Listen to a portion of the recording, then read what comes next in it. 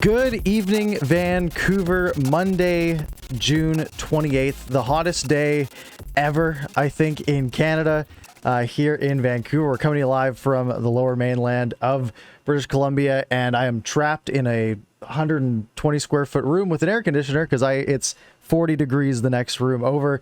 Of course, joined as always by the one and only Canuck Clay. Parker, you look good. That's a sweet hat. And you were telling me that you left the room like a total of 4 or 5 times today. Yeah, it's a wall. Like, you go out that door and it hits. It's a 20-degree difference between the two rooms, I think. So, yeah, no reason to cross that barrier. Wow. Yeah, I had the day off work today. Actually, you may have seen I went to the brand new Da Vinci experience at Tsawwassen Mills. So anyone who wants to go there, they had a bunch of influencers, and they had me, a wannabe influencer, but it was cool. Got to see it, got to walk through for free, and then in return for a couple posts, just to promote it. So anyone who's into art, Da Vinci art, inventions, machines, worth your while. Tsawwassen Mills, and you can't beat an hour in air conditioning. I know, Parker, you would go for that. Yeah, I guess my invite was in the spam folder or something. I didn't see it. I'll follow up. Yeah. They didn't need any video dissection today, but I'll let they'll know. If they need you, they'll find you. Awesome. As always, everyone who's watching live on YouTube, whether you're here live listening to the podcast, we're glad you're here. If you miss any part of the show, you can catch up on the podcast later on, or just watch the recorded version here on YouTube. It'll all be up here. And as always, you can find all of our links down in the description. Surprisingly, look, Canucks haven't played in months. There's literally 2 teams left playing right now. The offseason hasn't really kicked off because of the Stanley Cup Finals. Surprising amount of stuff for us to talk about, though. Lots of just sort of rumor mill stuff swirling around, whether that's coming from Friedman or Rick Dollywall or Jason Bruff, and there's just a bunch of stuff coming from everywhere. So lots of stuff for us to talk about tonight. Clay, do you want to get us started off? Yeah, well, I was just going to say, Parker, thank goodness, right? Because I know you and I, we get along just fine. We can always find things to talk about, but this podcast is called Canucks After Dark. So we kind of want to start with some Canucks things. And I know last week we were hurting. I think 2 weeks ago we were hurting a little less, but thankfully, you're right. We have a bunch of stuff that we can talk about. And I think it was a nice birthday gift for me on Tuesday, June the 22nd. It broke from Darren Dreger and then others. And then the Canucks actually announced it, because I know they hate getting scooped by other people. They announced that Henrik and Daniel Sedin returning to the franchise after 3 years away to be special advisors to the general manager. Right now, Jim Benning, but their title is special advisors to the GM. It's a special day. And then the Sedins met the media the very next day. Parker, when you heard it, not a surprise, because I know you and I have talked about it before, both on the show and off of it. But truly, how did you feel when you actually heard it, that it was formalized and actually confirmed? Well, yeah, so Dreger put that tweet out, and this was on the Tuesday. And I had said on the show on Monday, I bet it gets announced Wednesday. And then Dreger comes out on Tuesday and says it'll be tomorrow. And I'm like, nice, I nailed it. And so I'm like, do I make a video now saying that it's going to happen tomorrow, which I ended up doing, or do I wait till tomorrow for it to happen? Of course, I make the video an hour later. The news is official and everything was wrong. But so, I kind of a swing and a miss there. But as for my actual feelings on it, I kind of said it last week, where they're 2 guys that I think they can do anything. I'm not surprised by it. I think, more smart people in the front office is always a good thing. And I don't think you can say anything negative about these 2 guys. Yeah, no, I agree with you. And yes, I remember you saying that it was going to happen on Wednesday. It was funny, I'll admit, in a good way, because we're buddies. Sometimes I will see a notification that you made a video, and I don't race to make my video because I want to be next. I use you as my news before sometimes Canucks Twitter. Like, sometimes I'll get ParkersPucks and I say, oh, good, that's good about the Sedins. So then I make a video, and then it makes us look stupid, because we're saying, their titles might be this and they might do this. And then by the time people are watching it, they've actually announced what they're doing. Right. Yeah. Probably 80% of the views came after the official news was out, because people start searching for it. And, it's that's part of the life. It's part of the game. Right. But it is quite funny, though, because then, we like to be quick, but yet well thought out too. We don't just put stuff up when it breaks without any thought that goes into it. But it's just kind of funny when it kind of goes 180 on us. A couple of things that the Sedins said on Wednesday that stood out to me. One of them was, I love it. They said, you don't need the money. You don't need the fame. You don't need the notoriety. What's it for? And Henrik said, we love this team. And that's a pretty cool, honest, authentic answer, don't you think? Yeah, no, it's definitely something good to hear. And I don't think they'd be here if they didn't, right? If their goal is to use it as a stepping stone, which I'm sure part of it is, right? You use it as a stepping stone if you want to actually pursue a career in management. This is a good place to start. But also with sort of the negativity that's surrounded the front office here, the fact that you have these two guys who were connected to it, right? They played under this management group.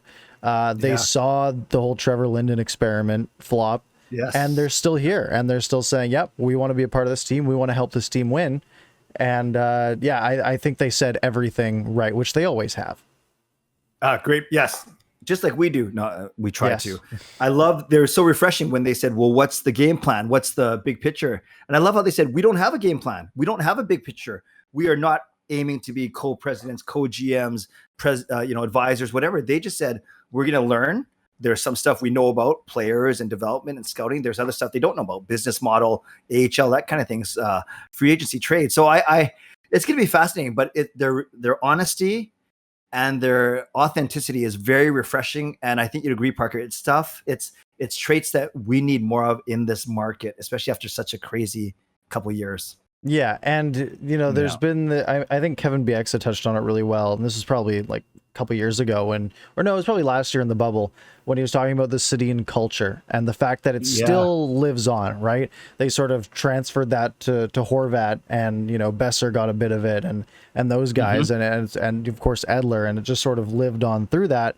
Well, having them there is just going to help sort of reinforce that. So, it's definitely, I think they said all the right things. I think, one of them said, basically, as long as you have a bunch of guys outplaying your contracts, you're fine. Yes. And it's like, that was a great thing to hear, right? Because it's like, yes, value. Everything is about value nowadays. When there's a salary cap, it doesn't matter how good your players are if they're worse than their contract, because then you're losing value elsewhere.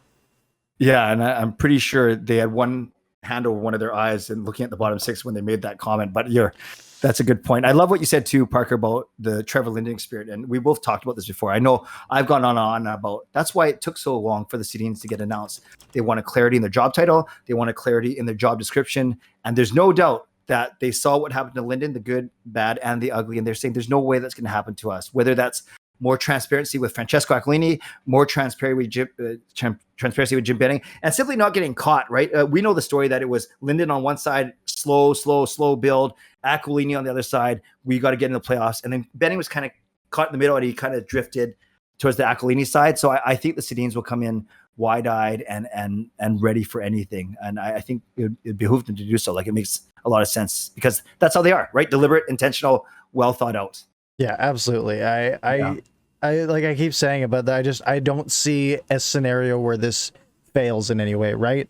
Like worst case, their suggestions don't get listened to. and best case, they really help improve the team. And I would definitely lean towards the latter there. Other than that, I mean, that's basically all I have to say on it. I'm excited. It'll be good to see them again. And it gives them another shot. They could, win a Stanley Cup, even though I'm not, it's not a near future thing. It doesn't look like, but it gives them more shots at it. And before we jump off, Parker, I'll ask you one other thing. It's something I was thinking about.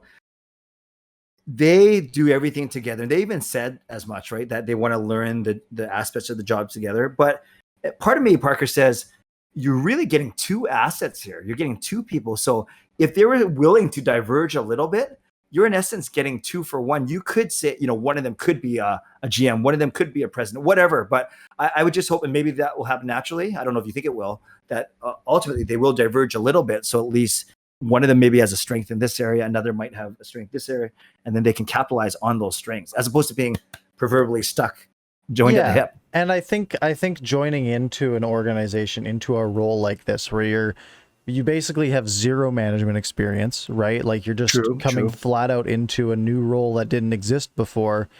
Doing that with someone else, especially someone you're that close to, is probably super valuable, right? Someone to just ask questions to, and like someone to figure things out together. Like I know at my job, I started at the same time as someone else, and we just bounced off each other for months, right? Because it's, you know, it's someone who's got the same sort of experience level. And then you can sort of, instead of learning at this pace, you can sort of boost each other the whole way up. And I think, I mean, that's what they've always done, right? They've always boosted each other and made each other better. And I'm sure it'll be a similar story here. Did you know that Stan Smeals, someone pointed this out to me. I didn't know this, Parker. Someone said Stan Smeals, one of his job titles is senior advisor. So he's higher than a special advisor. He's the senior advisor to the GM. I thought he's the senior advisor. Well, he should have known how to pronounce, you know, we joked about Vasily Podkolzin's name before, but I didn't know that. Senior advisor to the GM for Stan Smeal. I did not know that. Yeah, I don't know most of the official role titles. They're all people that are there, and they all do stuff. It's sort of how, like, I could have told you that Stan Smeal was high up in there, but you know, senior advisor, it's all just job titles at that point. So it sounds like 2 thumbs up from you, 2 thumbs up from me. So 4 thumbs up for this move by the Canucks. Yeah, and the other thing I wanted to mention on it is the fact that it did take this long to get announced. Because I remember the original, like, it got brought up like the day after the Benning thing, right? Like Benning was staying on, and there was a bunch of backlash from myself included. And the fact that, and everyone's like, oh, they're just using this Sedin thing to cover up the, you know, try to turn the market. And like, one, if this was their long-term plan, was to wait a month so it would really hit us and we'd be happy about it, then they did a great job. I don't think that was it, though. I think it was genuinely done to improve the hockey ops department. And I think the fact that it took like a month and a half to get announced probably supports that it wasn't just a PR move. Great point. My conspiracy theory was that they were going to actually announced it a week earlier on Tuesday, June 15th, which was, as you know, the 10-year anniversary of Game 7, just to deflect some of the attention. But admittedly, although I was probably feeding into it a little bit, there wasn't as much attention, as much, you know, woe is me that I thought there would be 10 years later on that 10-year anniversary on the 15th. So that's when I thought they were going to announce it, quite frankly. I think as Canucks fans, we've sort of beaten that horse to death. You know, we've been sad about it for so long, and it's just like, you know what? It's just another day at this point. Just another day. All right. Probably a good time to move on to topic number 2. Yes. Hughes, Pettersson contracts. Now, we've talked about this probably every week for the last 4 or 5 weeks, but new stuff keeps coming out. Let's start with Quinn Hughes. So this was Rick Dollywall on his show with Don Taylor, Donnie and Dolly, on Czech TV today. They had Elliot Friedman on, and he said Hughes, Makar, and Heiskanen could all be looking at Thomas Chabot and his 8x8 deal. The talk is that all 3 of those players see themselves ahead of Chabot. Now, 2 things to dissect here. One, they all see themselves better than an 8x8, and that 3 of them are all sort of being compared on an equal playing field. Where are you? You know, what are you thinking? Like, if we could get Hughes at 8x8, is that something you take and run, or are you a little hesitant after this year? And does he belong on that same tier as Makar and Heiskanen? Yeah, no, great points. I'll talk about both of them quickly in reverse order. 6 months ago, I'd say, oh yeah, the big 4, right?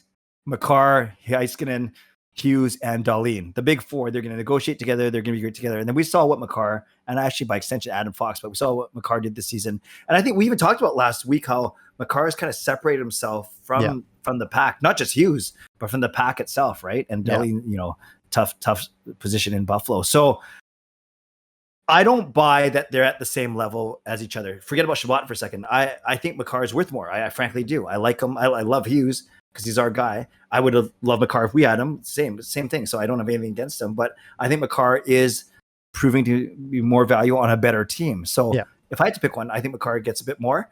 Maybe Hughes and Heiskanen are about the same. And then to compare to Chabot, you know, I think Chabot's up and down. Like Hughes was up and down. But even if take the name Chabot out of there, 8x8, that's a lot. That's 10% of your salary cap. And I know you and I have been talking about maybe 5.5, maybe 6.5 at the most. So to jump to 8 and skip the whole 7 sphere, to me, that's a lot and maybe too much. Maybe. Right. And I think it all depends on what the Canucks see their window as, right? Yeah. If the Canucks see their window as, 2 years from now, or like the next, let's say not this coming year, but the 3 years after that, then you look at, okay, we get Hughes on a bridge, Pettersson on a bridge, 3 years apiece, and then we're looking at, cheaper deals that we can try to stack a team around. However, if you're saying, okay, we want our window to be 5 to 8 years down the line, then you start to look for long-term value, right? So you could say, okay, well, in 6 years, Hughes making $8 million might be an absolute steal. However, right now there's only a handful of defensemen in the NHL even making $8 million, right? Like, I think it's single digits. Like, it's a rare club, and if all three of them want to go above that, I think it's going to be tough. I think Makar has every right to ask for it, because I think he's already worth that much. I think Hughes, if he gets back on sort of that track he was on after his rookie year, then I think he's worth that money. However, I think after this past season, you can use that to get some more value out of it, right? You don't have to throw all your chips in on Hughes. You can say, okay, let's give it 3 years. Let's give him a bridge. Let's make sure that he's the defenseman we think he's going to be, that he showed he was in his rookie season, and make sure. The risk you run there, though, is if he's outstanding in the next 3 years, then he's asking for 8 by 11. And then, your window, you're shifting your window to sooner, and this team might not be good enough soon enough to sort of capitalize on that. Yeah, there's so many fascinating points to this, because imagine if he does sign 8 by 8 versus a 3-year bridge deal by 6.5 or 7, even. That's $1 to $1.5 million a year more that you could be playing with, right? If you go with the bridge, and every dollar counts on this team. Now, thankfully, there's some light at the end of the tunnel at the end of next season once all those goofy contracts come off, but we're still going to be in it for a little bit. So I know we've talked to Parker about Pettersson wanting a bridge, or it sounds like that way. Barzal, I know we're going to talk about that. And then Hughes wanting long-term. And I guess maybe it's being kind of strengthened by this desire to almost go as a pack, right? So it's fascinating stuff. Actually, I'm really glad you mentioned it to me that we're going to be talking about it, because I hadn't heard that, and then I looked it up, and when I saw 8 by 8, I admit, as much as I love Hughes, I think that's a lot, because we were talking about Charlie McAvoy, Zach Werenski, 3-year, $5 to $5.5 million contracts, not 8 by 8. Yeah, and I think you need to be maximizing your value, right? And it's just it's too risky, and it's one of those things where it's going to help you more down the line. And this is a team that it should be starting to be on that playoff contender path soon. And we shouldn't be, we should care about value 5 years from now, but that shouldn't be the primary focus. It should be, let's give him a bridge deal and hope it goes so well that we have to pay him more, right? Because that means he's really good. And it's riskier for Hughes, but it's less risky for the team. There's a small part too that bothers is too strong of a word, but let's say that Hughes does go 7 or 8 years long term, and then obviously by the end of that he's a true UFA. So that's 10 or 11 years, right? 3 plus a 7 or 8.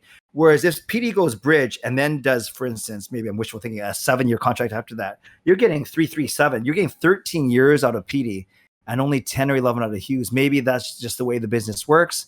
And maybe Hughes wants to get to UFA faster, but if he did that, I guess he wouldn't sign 8. He'd do 5 or 6. But still, it's kind of fascinating. Maybe it's a money thing. Maybe it's a perception thing. Who knows? Yeah. I always find it fascinating that one of them's going bridge, likely one of them's going long term. I wouldn't be too worried about that side of it, where it's like, you're only getting him for, 10 years or 13 years. I mean, the fact is that if he wants to stay and the team has the money to pay him, they're going to, right? I think, I think you're almost running more of a risk on keeping the ongoing shorter term. If things really, fall apart, then they're just like, hey, I want out, like, bye. I wouldn't be, I'm not too concerned about, the amount of years, unless it's like walking someone to UFA. Because I think signing someone to an 8-year deal or a 7-year deal, it shows that they want to be here for 7 or 8 years, and likely further than that. Okay, that's fair. No, I'm glad you pointed out that way. But I'll admit, if they announce tomorrow that Hughes signed for 8 by 8, I might say, "Ooh, that's a little bit too much." But ultimately, I'd be happy. Yeah, I think I'd be in the same boat, where I'd be like, okay, he's got to live up to it. It's risky, but we get 8 more years of Quinn Hughes. which is Yeah. good. I think that's our problem, is we're too centered on on all these things. We're too balanced. Yeah, I would like it to be, if it could be 8 years at $6 million, you take that and run, right? Like then I'm saying, all right, now you've got a cornerstone defenseman probably locked up for 8 years. But, people can turn around really quick. They don't always, good defensemen don't always stay good defensemen. And you look at Seth Jones, who by all analytics metrics this year was pretty bad, when the last 4 years he's been, maybe a top 15 defenseman in the league. So, it's always risky giving people term, but you have to sort of, weigh those options. That's true. You want to talk about the other guy now? Sure. That Elias Pettersson guy. So Elliot Friedman also said there will be more conversations this week about both of them. Rick said if it's a 3-year deal, I could see Pettersson coming in around Barzal. So if you don't know, Matt Barzal, New York Islanders, 3 years, $7 million per year. Yeah, if you're signing your 1C at $7 million, who has the potential to put up 80 points if he plays a full season, you're stealing that. Yeah, I'm taking that too. I'm with you, and it's unfortunate for PD. Well, it's unfortunate for us and the team that he didn't play from March 1st on or whatever it was, and I'm sure that hurts him a little bit, because if he lit it up this year, then maybe he's asking for way more. But we've heard this Barzal number for a couple months now. And honestly, Parker, if it comes anywhere between 6.5 to 7.5, like within 500 on each side, I'll take that. And I think that's fine. And if he wants to play lights out for the next 3 years and earn himself an $8, $9, $10 million contract, then so be it. But the Canucks will be happy to pay him that money. Yeah, and an interesting comment from Calvin in the chat here, saying that he would bridge Elias Pettersson because he needs to prove he could stay healthy. Is that a concern for you? Is that a concern for me? Well, we've kind of gone down this with Brock Besser too, haven't we? And Besser, he gone down this road. I forgot to finish my sentence. Besser went 3 years, then 3 years, right? Yeah, I believe so. Yeah, so...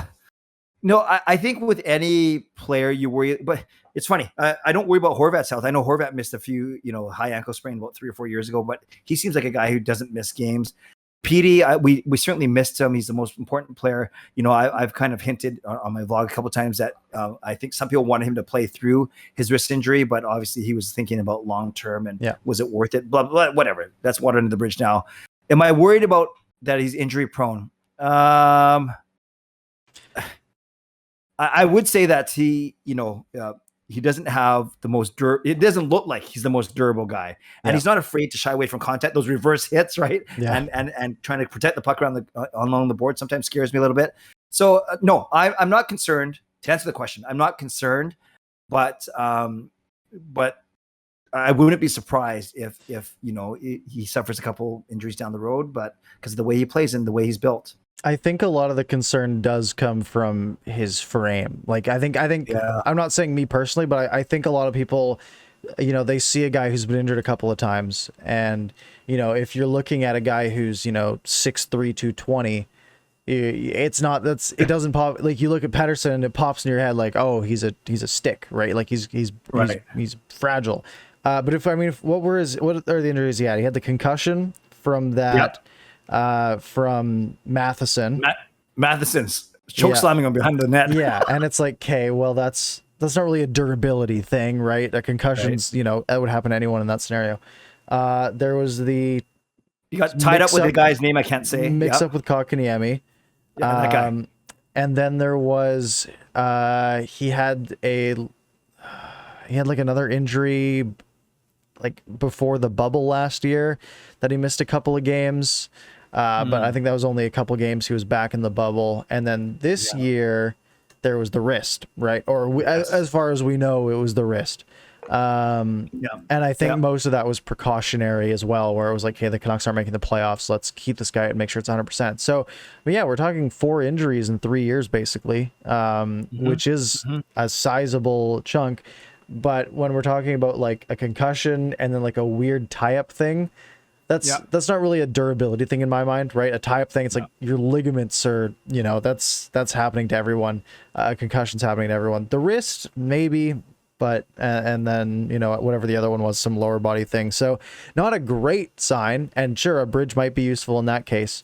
But I mean, even if you're getting 65 games out of Pettersson every year, I think you're still getting good value. Just maybe not as good. Yeah. And I that's a good point. And I think maybe, God forbid he has a serious injury. We don't want this to happen, but maybe if one of them does, if he gets hurt in one of the 3 years and misses 15, 20 games or so, then the Canucks will look smart, right? For negotiating that bridge deal. But we'll see. But obviously we have an elite player there. We have an elite player on D and Hughes, and then we have an elite player in goal in Demko, at least the potential to be elite. So at least, there's some room for optimism for sure, but it starts with getting these contracts done and getting them done quite tidily. I'm not sure the Sedins are going to be negotiating their contracts, though. I'm not sure. I don't think so. Jump into that right. Yeah. All right. Next on the list, Braden Holtby. This is an interesting one. I saw you put a video out yesterday asking, could he get picked up by Seattle? And I was reading some article as well from some random fan blog website, I think. And it was like who Seattle should take for every team. And they picked Holtby in that as well. I don't get it, but fill me in. Yeah. So there's a couple of things here. So without bringing any other sources into it, the Holtby discussion was that the rest of the Canucks roster, their non-protected list, looks pretty thin, right? We've talked about last week. We talked about at length about, is it going to be Highmore, McEwen, Lind, or Gadjevich, right? One of those four we agree is likely going to go. And then on D, it's only Madison Bowey, right? So then, and then on goal, it's Holtby. So you're looking at maybe one of those 6 players. What happens if Seattle says, actually, we want the veteran presence. We have the cap space. We're going to bring this guy in and we're going to get 2 younger guys, and that's going to be our 3 goalies. And maybe they have the eye of holding on to him and then flipping him at the trade deadline to a playoff contender if Seattle's. So that was kind of like, I didn't like this theory about a week ago or even a day ago, but I started to think about it more because, and this is what I was going to bring up, Parker, I think you hinted at this too. There's been a couple of things, like Kevin Woodley on Sportsnet 650. He said that back at the end of last season, one of the writers for The Athletic mentioned that maybe, just maybe, because they know Boston knows so much about how Holtby was, they played against him so many times in the playoffs, they see him all regular season, that there's some love for Holtby in that particular market. And then I think you highlight another tweet by someone else saying something similar to that as well? Right. So let's start with the Seattle side. For the Seattle side, I just don't get it. I just think you're bringing in, I think best case Holtby is fine next year, right? And maybe puts up a 906. And they'll be saying he was a fine goalie and he won half of his starts or whatever. But you're paying $4.3 million for him for that privilege. And I just think negative value is worse than no value. So I think even if you go the route of taking a Cole Lind, for example, or even a Madison Bowey, where it's it's an expiring contract that's 100%, you can throw it in the minors and it has 0 impact on your cap, then I think that makes more sense. If I'm Seattle, I'm just saying Vancouver's a write-off, right? We're not getting anything crazy value.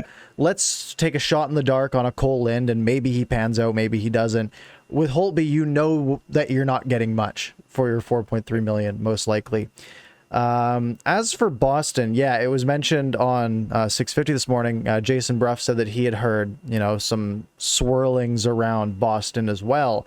And I mean, the couple things it stems from, of course, they've seen Holtby play a lot. Tuukka Rask is out until January or February of next season, so they don't have a goalie for the first 3 months, maybe 4, maybe longer, right? You don't know coming back from an injury if he's going to be 100% and ready to go. Jeremy Swayman was excellent this year, but again, he's 21 years old, I think.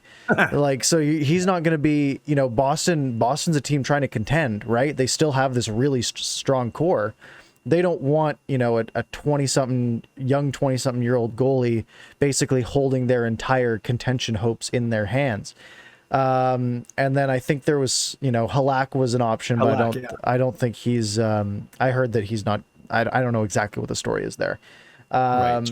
But you think of a guy like Holtby, especially if you could, make a trade where, Canucks retain half the salary. So you're talking, $2.15 million, and then a pretty middling asset going back the other way, right? Pretty low value, maybe like a fourth liner or something.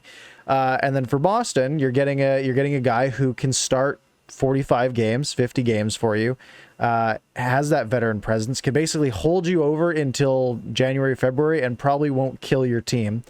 And you just split starts with Swayman. If Swayman's doing well, run him. If Holtby's doing well, run him. Kind of like what the Canucks did with Demko this year, just on a younger level. And it kind of makes sense if they can get that, that basically half price salary through on it. Right. Do you think the Canucks would have an appetite of retaining some of that to get rid of them? I think they should. Look, it's only for this year. At the end of the day, it would be freeing up cap space, right? It would free up 2.15. You'd have to, I don't know if you'd go find another backup, or if you'd be willing to put, a DiPietro in as that backup to play 25 games next year. That's a little iffy for me. And we know Demko's starting 55 to 60 games next year. That's written in stone. So you need to go, if the Canucks go spend $1 million of that 2.15 on a backup goalie, just as sort of a insurance plan for DiPietro, right? You can sort of rotate them if you need to. You're probably taking $1.5 million in a player you get back from Boston, which basically breaks you even, but you're getting a player as well, right? Someone who you could probably bury in the minors anyways and then replace. So I think it just makes sense if you get any value for Holtby, because at this point it's a negative value contract. Right. No, that makes sense. I think where I'm at is when the Canucks first signed Holtby last summer, the very first thing everyone said is good. Now we have expansion draft protection for Demko. Right. Then Holtby doesn't play so good, and like, oh dang, Seattle's not even going to give this guy a thought. And I'm still admittedly leaning more towards that side of the fence, but I don't know. There's just a small part of me that says, or maybe it's more hope, honestly, wishful thinking, Parker, that they do it for us. But yeah, we'll see. You never know. Yeah, and I mean, the Holtby experiment, like the reason they went for it is, one, Holtby was excellent up until basically the year before his contract ended in Washington, right? He was consistently in the 920s in save percentage. He was a 907 in 2017-18, but they won the cup that year. So he did fine. He was a 911. They outscored their problems, I think. He was a 911 save percentage in 2018-19, and then in his contract year, it was an 897. So for the Canucks, the thought was, well, let's see if he can turn it around, right? Give it's 2 years. 4.3 was quite a bit of money, especially if there weren't a lot of people bidding. But yeah, the 2 years, I guess the whole point was the expansion draft protection. It's just, we're kind of at this point where we just have all these negative value contracts that need to go somewhere if we want to add pieces to make the playoffs this year. Yeah. No, that's fair. So according to Parker, then Seattle taking Holtby, don't do that. If I'm Seattle, I just don't see. I don't see a point. I think you can pull better value elsewhere. It's not worth the risk. Yeah. By the way, time for hockey. I liked his quote is in the chat. PD isn't injury prone. No offense, but this discussion is wasting time. No offense taken at all. No, that's good. We appreciate that feedback.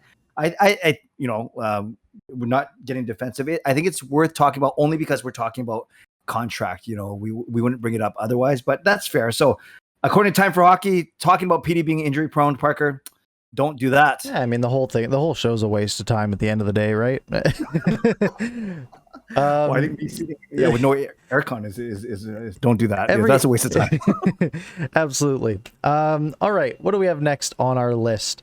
Well, while we look at our list, if anyone wants to throw in and a couple don't do that, so we will get to them by the end of the show. But yes, what is it next on our list, Parker? Sure. Yeah, let's talk about some holes that the Canucks could, or some people that the Canucks could use to fill some holes. This was a really interesting quote from Frank Saravalli on TSN 1260. Now, I don't know which one 1260 is. That's Edmonton. I just looked it up. You're fast. The Arizona Coyotes asked Connor Garland's agent to put together some salary proposals.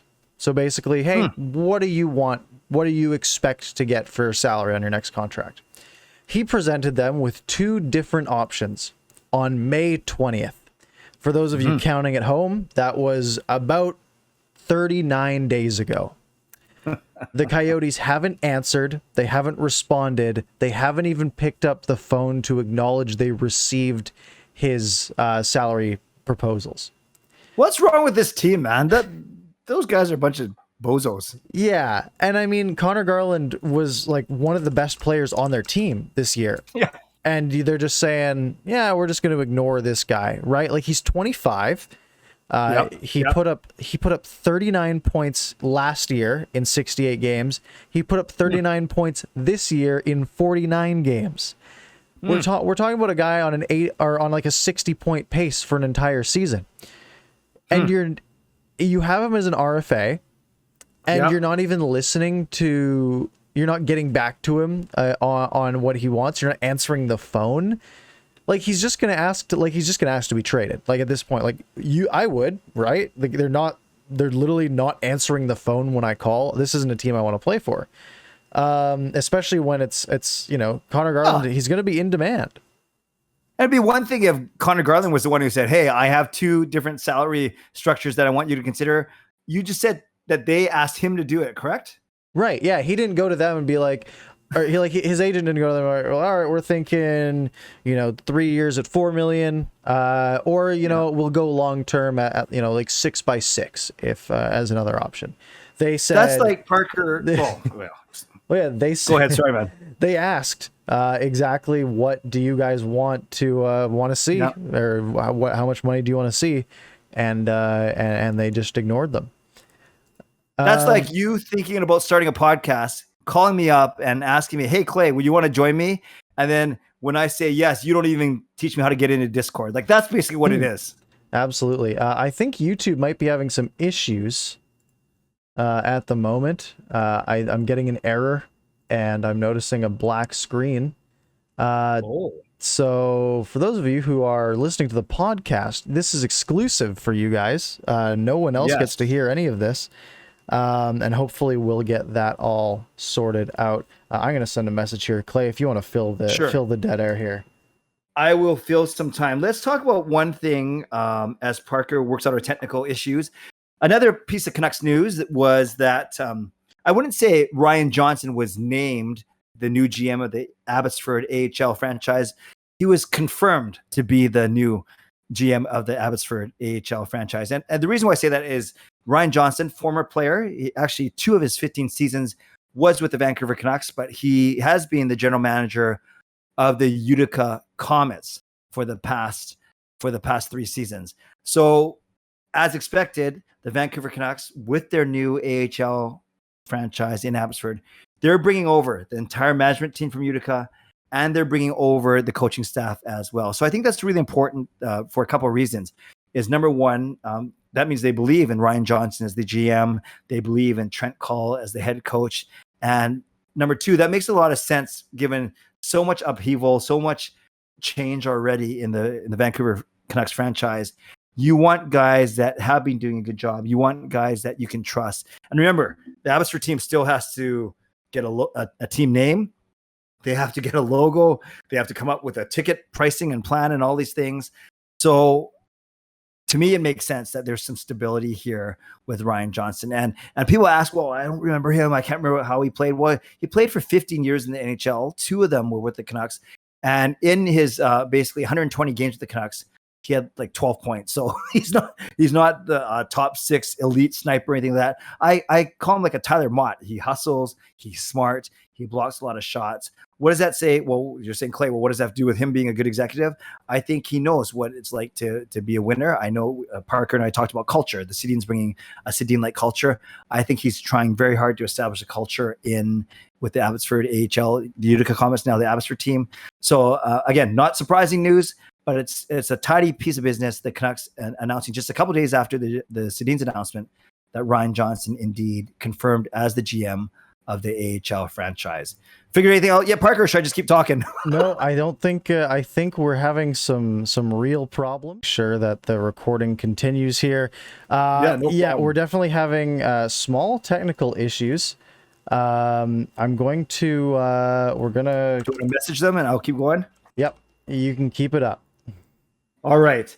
So let's talk about. I will for the last 5 or 10 minutes here. Actually, now we can't really get questions from people, so we could talk about a couple more things. Actually, let's talk about a couple announcements that the NHL made today in terms of what we would call tent pole events. And no, that's not all the fans huddling under a tent. That means basically some events that you can at least build calendaring, scheduling around. So those of us in Canada, we're going to be disappointed perhaps that there's going to be no Heritage Classic, no Canucks game, no Canadian. Let's try that again. There'll be no game in Canada outdoors, at least not yet. But the NHL did name 3 games for next season. We have the Winter Classic. That's the January 1st game, and that's going to be St. Louis at Minnesota. So St. Louis at Minnesota, and that's the Winter Classic. Then we have the Stadium Series. That game's going to be a little bit later in February, I believe. And that's going to be in Nashville. And I think the rumor is that Tampa Bay is going to be playing in that one. So it'll be Tampa versus Nashville. And then after 1 year off, the All-Star game comes back, and it's going to be hosted in the hustle and bustling city of Las Vegas, Nevada. Yes. So yes, Las Vegas getting an All-Star game. So there we go. A Winter Classic in Minnesota, a Stadium Series in Nashville, and an All-Star game in Vegas. Anything stand out to you there, Parker? Yeah, I mean, Winter Classic in Minnesota seems pretty sweet. Yep. Nashville's going to be a great city for anything. And I mean, Vegas just makes so much sense, right? You know, have it there, have the whole party in town. I don't think you can really go wrong with any of those. The Heritage Classic's interesting though. Site to be determined yes. in Canada. I mean, what are we thinking there? Are we thinking BC Place round 2, Sens and Canucks in March? Did you know I went to that game, Parker? Did you? Yeah, it was weird, man. It was weird. Yeah, it didn't seem like the greatest experience. It was okay. They sucked a couple $100 out of me. That we'll put it that way. I am sure they did. I'm just trying to. I think we're live on Twitch right now. I think I hope that's working well. YouTube just was having real problems. If you're still in the YouTube chat, we can still see it if you type in there. We have both. I have them both up. So yeah, what a mess. What a mess YouTube is. Not as smooth as YouTube. It might be an issue with my stuff too. Very possible. It is being recorded though. I'll re-upload it to the YouTube channel and everything afterwards. So it should be all good to go there. We'll make it work. I'm really glad you corrected me about the Heritage Classic. So there is going to be one. They just haven't named who and where. Is that correct? That's correct. Yeah, just in Canada is all they've said. Yeah. I heard some people saying, maybe it was Jeff Patterson on Twitter saying, you know, it feels like it should be a Connor McDavid year. Like a year to host, to feature the Edmonton Oilers. So, yeah, do it like Commonwealth or something. Is that still a thing? Yeah, exactly. Just put Zach Cassian and Matthew Tkachuk right in the middle of like the center ice there and let them go. Yeah, that'd be wild. I guess other things that came up, you wanted to mention Ryan Johnson, GM. Did you mention this already? I might have missed. And I was focused on that. No problem. I went for about 3 or 4 minutes, but I basically gave the lay of the land. Just maybe quickly, Parker, for your perspective, any surprise to you? Good move? Would you like to see them go in a different direction, or does this make sense because of the stability needed? It doesn't really surprise me. I mean, he's been the guy there for a while. I don't really have much of an impression on him. I've heard he's very smart. At the end of the day, I mean, whoever they named, I probably wouldn't have known otherwise. So you know what? Good job. You didn't mess it up, I guess. Yes, but I did not get to the Seattle Kraken naming their head coach yet. I don't know if you want to leave that one. Yeah, that was an interesting one. Dave Haxtell getting a shot with the Kraken after being the Flyers head coach. When was that? That was what, 2 years ago? Yeah, and it was He got fired quite in an 2019. an unremarkable run, if I remember. I'm not sure. I just remember I would get confused between Hackstall and Hextall in Philadelphia. They're too close. But yeah, no, he was there for 3.5 years, fired halfway through 2019. Yeah. They've missed the playoffs twice. They, lost in the first round twice. So they really didn't do anything. He was NCAA coach for 11 years at North Dakota, very esteemed program there. They won the whole thing when Besser was there. Yes. So I think it seems like, your first coaching hire, you could have got anyone, right? Like you could have there was a lot of options. I don't know if this was like a panic thing. They mentioned that like him and Ron Francis were in a car in the Czech Republic together at some point. That's how they met. And it's just like the weirdest connections, the weirdest old boys club, right? It's like, well, you helped me out when we were in the Czech Republic, so here's a head coaching job. That is so strange, man. So it sounds like you're with me is they maybe missed an opportunity to do something creative or new or something exciting. Yeah. I mean, whether it was, an up and coming rising coach or, an esteemed one, right? Like the offseason just started. There's still time for some coaches to get fired. Totally. Probably not many, but I'm sure a couple will be on the move, and I'm sure they could have probably poached like an Alex Burrows if they wanted to go real crazy, if they wanted to really start the rivalry up. So yeah, I think it just seemed like an odd move to me, and just kind of a swing and a miss in my mind. And there'll be a couple coaches that have been scooped, right? Gerard Gallant is going to New York, correct? That's right. I think it was. Yeah. And then was there another one named, or is that he be the only one so far?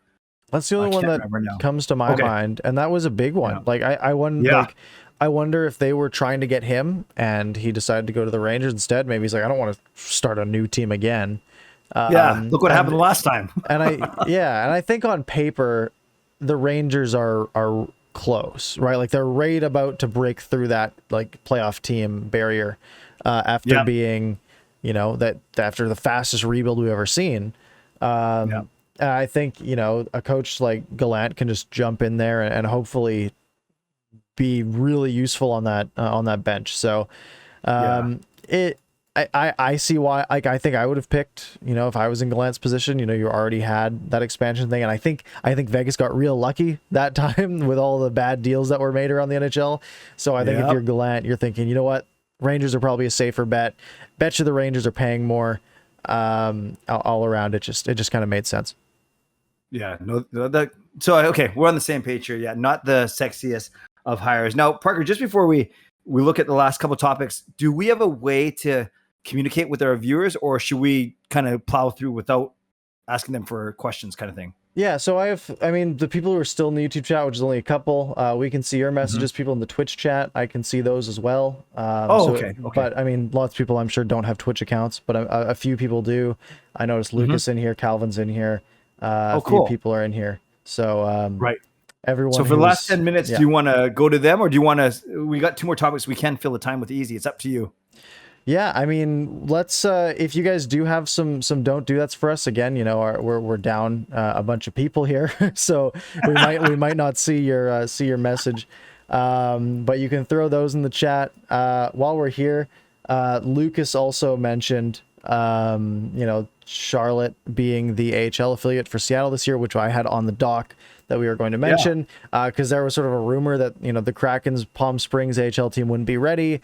The Canucks and Abbotsford sort of made sense as a partnership. And, we were kind of worried about that. Like, well, we don't want our development time going to Seattle's prospects, which is not a concern anymore. They will share with the Florida Panthers, which could not be much farther away.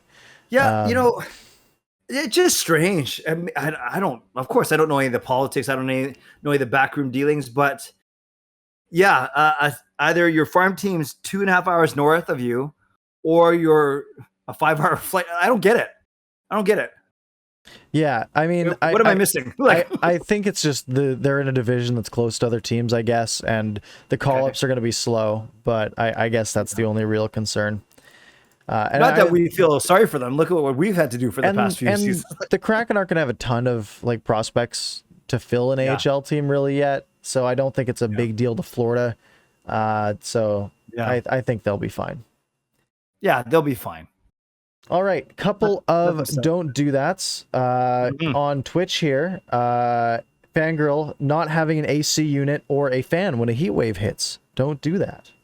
Yeah, either or. Yeah, that's bad. That's tough. Yes, I got this guy a couple weeks ago and it has been great. That's awesome. Very much worth the pickup. Random hockey fan trading a promising young Sergachev for a inconsistent player. Don't do that. Yeah, that would be one of the cool storylines if it was going to happen, right? Yeah, the Sergachev Drouin trade. I mean, Drouin looked like he was going to have this high offensive potential, but Sergachev was so young when that trade happened, I think, right? That was what, 2017 that happened? Yep. How old is Sergachev? Like, he's only he got drafted the same year as Ulevic. Yeah, so he's only 20. He was 19. Yeah. Like he was 19 years old when he got traded, right? And he was a 9th overall pick. I mean, look, if Montreal wins the Stanley Cup here, then they're laughing, but you know, I'm sure they'd like a Sergachev on the blue line. Not like their blue line's struggling. They did a little tonight, but you know, I think they've been fine.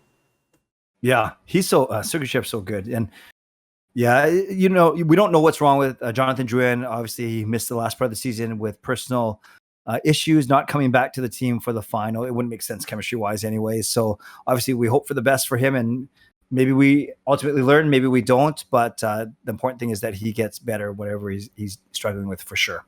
Absolutely. Speaking of struggling, go for it. Nope, all you. What's your impressions of the 5-1 victory?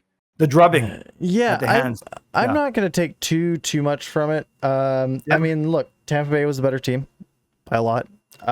Carey Price let in 5 goals and was still excellent. Vasilevsky was perfect, except for the one shot that got double doinked past him. Is that the technical term? That's the technical term. Yep. Coined from the Chicago Bears, however many years ago. Okay. The Cody sounds Parkey. dirty, but I mean, Montreal got kind of clowned, and that's sort of what we expected for the whole series, but that's also what we expected for the last 3 series for Montreal. So I'm going to focus a little bit more on that 3 series sample size over the 1 game sample size.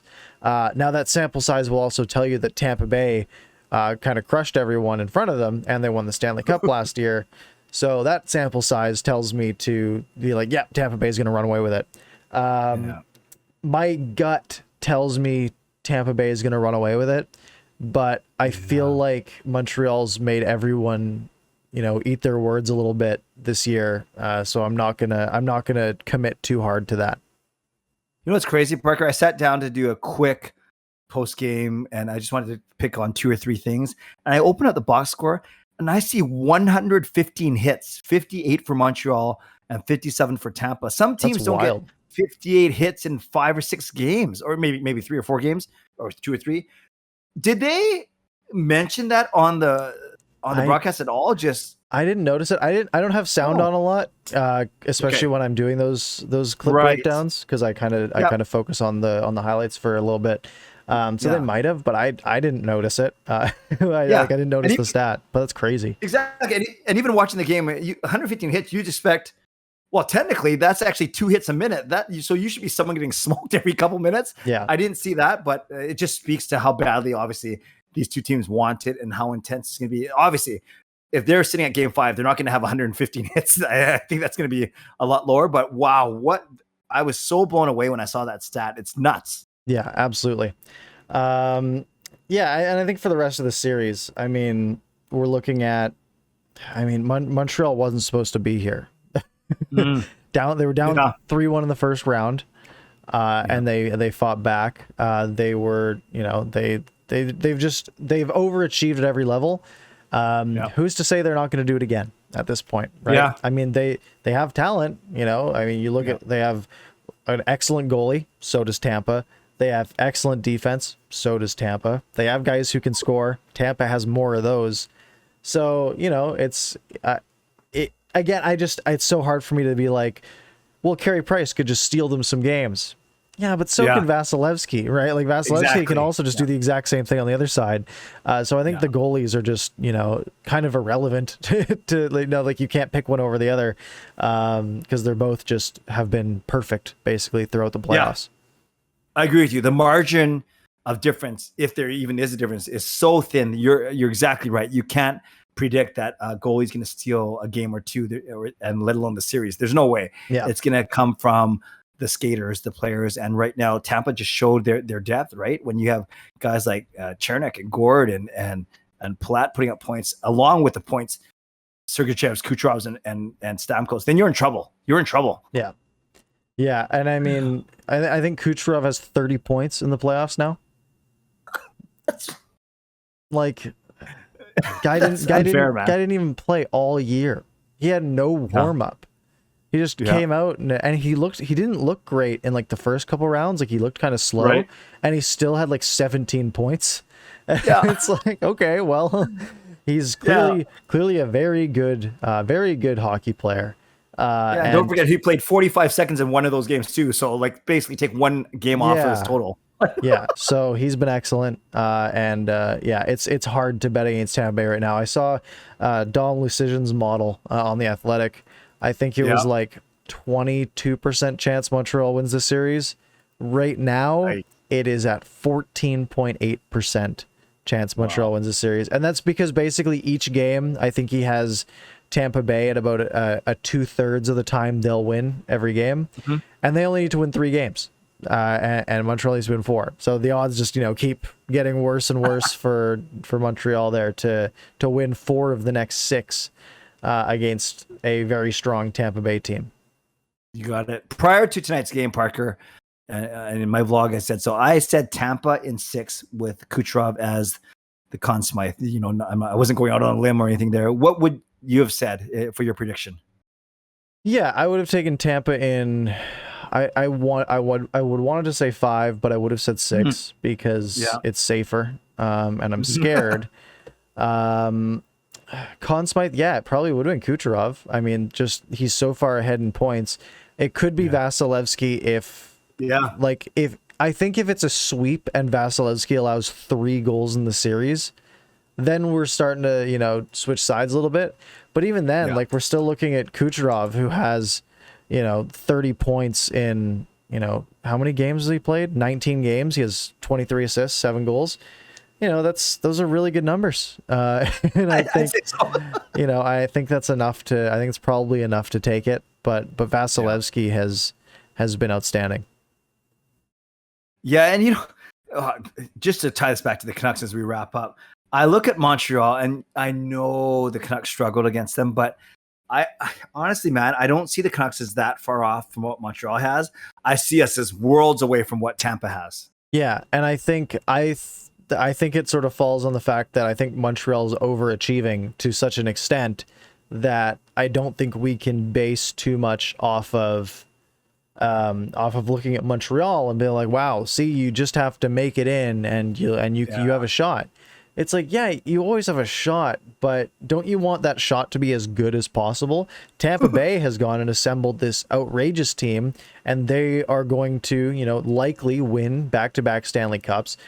They were the favorites the year before, where they got swept by Columbus out of nowhere. But again, you know, if you build your team to give yourself one shot, let's say Montreal takes their shot this year, and the next year they sort of falter. Well, Tampa Bay, if Tampa Bay had built for 1 year, got swept by Columbus, and then blew it up, right? If they'd only built for that 1 year, then they would have got swept by Columbus, and everyone was like, oh, wow, see, that's why you build a long-lasting team with a long open window instead of a team that has a 1 year window, right? Now Tampa Bay comes back the last 2 years and probably goes back-to-back. And I think that should hurt the argument of just get in and you have a shot, because you need to give yourself as many shots as possible. Right. No, that's fair. So Yeah, all the way full circle. Let's see what happens this offseason between expansion, NHL entry draft, free agency, and let's see if the Sedins have everything or nothing to do with it. We'll Yeah, see. absolutely. While we're wrapping up here, sorry about the technical difficulties. That was really annoying. I have 2 recordings that I'll splice together. If you missed any part of the show, if you just caught the Twitch half, if you caught the YouTube half, and not the Twitch half, then you're probably not listening anymore. The podcast version will be up maybe a little later than normal because I gotta edit them together. And I will re-upload to YouTube the full thing. So I'll unlist this one. We'll put the whole thing on YouTube. So if you missed any part of it, you can go watch it there. Probably in the morning tomorrow, which will be fine. Hopefully the recording part worked. It'll work out. It always does somehow. It always does somehow. Anyways, thank you guys for watching. Thank you guys for, about half of the people made the move over to Twitch to catch the end, which was nice to see. So thank you guys for that. If you, go subscribe to the YouTube channel if you haven't already. Make sure you're following on Apple Podcasts, Spotify, whatever podcast platform you use, and you can catch the rest of the show next time. Next Monday, every Monday. And some special shows coming up next month likely as well, because we do have the expansion draft and the NHL draft, just days apart. So we might sneak in an extra show or 2 around then. Anyways, sounds good. That's about it. Thank you guys for watching, and we'll see you in the next one.